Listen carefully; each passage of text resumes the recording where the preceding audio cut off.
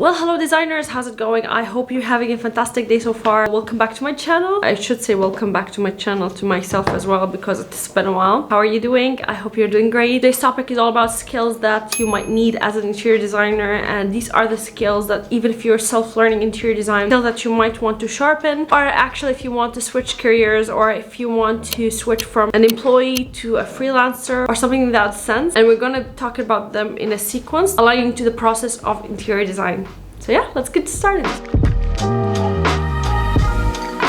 The first thing you do as an interior designer usually is to pitch an idea or to bid on a project or to get a project in the beginning, and that requires you to market yourself, market your different skills and your different services to different people, and that's very extremely important. I can't emphasize it enough that marketing is such a huge asset in any business, to be honest, not only in interior design but especially as interior design. Marketing is a lot of things combined. It's the awareness of your brand to begin with, awareness of your work, and it's also to be able to pitch and distinguish yourself from other designers. It's also learning how to sell, and that's very important. Selling your idea even after you finish your project or after you finish a design is very important. That's the main difference between an amateur and a professional, is that you can pitch your idea and you can market it very well. So actually, if you want to learn more about marketing, I highly recommend it. I cannot recommend it enough, but the one-page marketing plan book is incredible. I listened to it multiple times and I keep listening to it because I always need to freshen up my memory on what marketing is and how to utilize marketing to our advantage. Combined with the marketing, presentation skills are very important.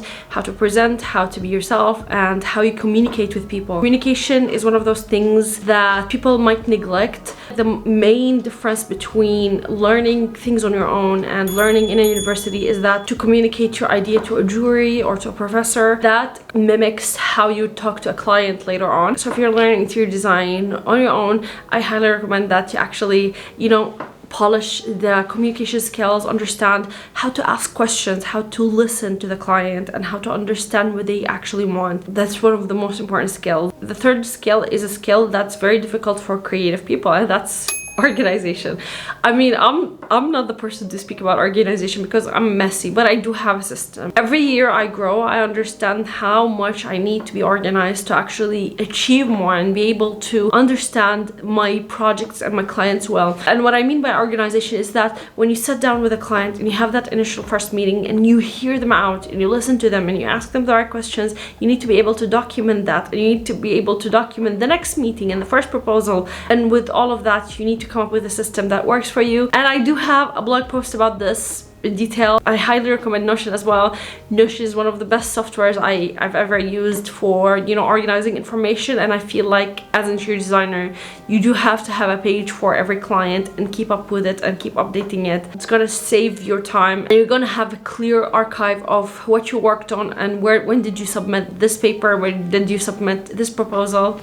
So yeah, organization skills, very important. Of course, the fourth skill is planning. Planning as in space planning and also as problem solving. We all know that interior designers and architects, they understand that there's a stage between visualizing something and the end result, and that is planning. 80% of your work should be planning. That means planning your time and understanding how time management works, which is a skill on its own, and planning also the space itself. So understanding how different functions will work together and how to create clear adjacencies between functions so you can make the user's life easier navigating spaces. And you do that by actually learning more about space planning. I do have video about space planning, you can click on here. And of course there's a lot of different ways to learn about space planning, and I recommend this book. I feel a little intimidating space planning in the beginning, but I promise you it's actually very logical and it's very fun to do,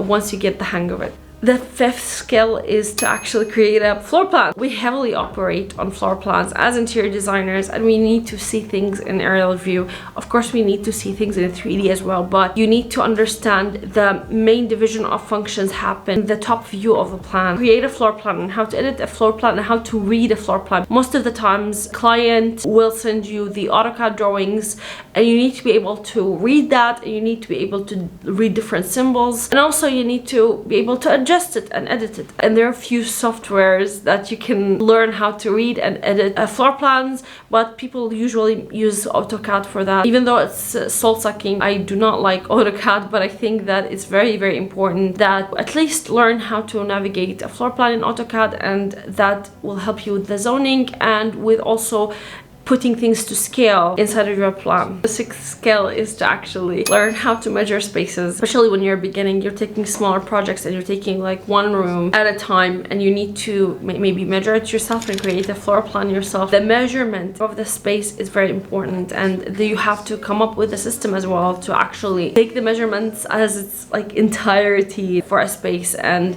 that includes main doors where you need to get furniture through, and elevators if you do have any, if it's in a building. And also you'll need to understand every single nook and the skirting height. These kind of details, they're usually forgotten about. As a beginner, you always make mistakes. I've made those mistakes myself. I mismeasured in one project and it really caused me a lot of trouble. So it's very important for you to learn how to measure and how to translate those measurements into actual drawings. So both of the skills are actually linked together. The seventh skill is to be able to visualize the space, and visualizing the space comes in different forms. Sometimes your imagination is powerful enough to actually come in a space and, you know, imagine that a sofa would go here and it would scale very nicely and the curtains will look this way, and you know, you can actually imagine how materials mingle together, but you need a way to translate it to the client. It can't be just in your head, especially if you're taking like bigger projects. You need to understand how you can translate it. There's a lot of designers that choose just PowerPoint and they just put things together as a mood board, and then that's how they communicate with the client about their ideas, and that is a valid way. And this is a question that I get asked about all the time, like, do I need to be able to sketch to be an interior designer? The short answer is no. You don't need to be able to just draw, but you do need a visualizing way. Learning 3D softwares is the best way to do this. In university, they taught us 3D Max, and I've hated 3D Max, but then I came to love SketchUp. And I use a combination of SketchUp and Lumion to render whatever model that I have on SketchUp, but it's totally up to you what you choose to actually go for in terms of software once you find what you like. And the most important thing is not to be able to sketch, but the most important thing is to be able to communicate in scale. The easiest way to sketch is just a one-point perspective or an isometric sketch, and you have a lot of different videos talking about this. With all of those skills, also aesthetics are very important. Understanding different design styles, understanding how to style a project, and understanding the science of how a good combination of materials will come together as well will help you a lot. And that is about like reading and expanding your knowledge and also applying that knowledge onto, you know, different projects. And that's the most important thing, is to actually keep up to date with trends. Open Pinterest, look into inspiration. Do not copy, that's not what I'm saying, but to understand what are the trends and what is affecting the trends as well, because there's a lot of different variants into that. By the end of the day, this is a client's decision, and especially if it's a residential client, like what materials they choose or what aesthetics they choose, but you have to be able to understand, communicate, and apply, if that makes sense. Real quick, you guys, I'm selling the hardcover copy of my interior design styles lookbook. I mean, it will help you a lot with your aesthetics if you want, and you will understand more about the interior design styles. So when you're talking to different clients, you can actually have the tool to actually discuss their style and understand what kind of keywords you need to use with each style, or when they're describing a style to you, then you will be able to understand it more. So yeah, if you want to shop for this, the link is down below. Of course, all the skills that are discussed in this video, there's a lot more to learn. It's such a wide topic. If there was somebody who would sit with me and discuss these kind of skills after I graduated, I would have benefited a lot. That's why I'm sharing it with you. Thank you guys so much for watching, and don't forget to subscribe, like this video. Let me know what topics do you need to see next in the comments down below. Thank you so much, and have a beautiful time of the day wherever you are in the world. Goodbye.